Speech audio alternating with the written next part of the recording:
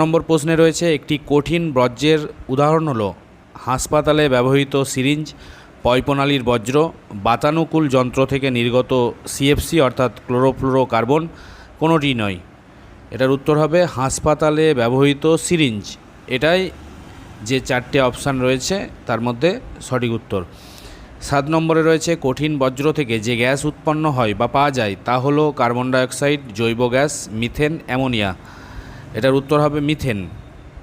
তাহলে কঠিন বর্জ্য থেকে যে গ্যাস পাওয়া যায় তা হলো মিথেন। একটি পরিবেশ মিত্র বর্জ্য হলো চট, প্লাস্টিক, কাঁচ, সীসা। সঠিক উত্তরটি হয়ে যাবে চট।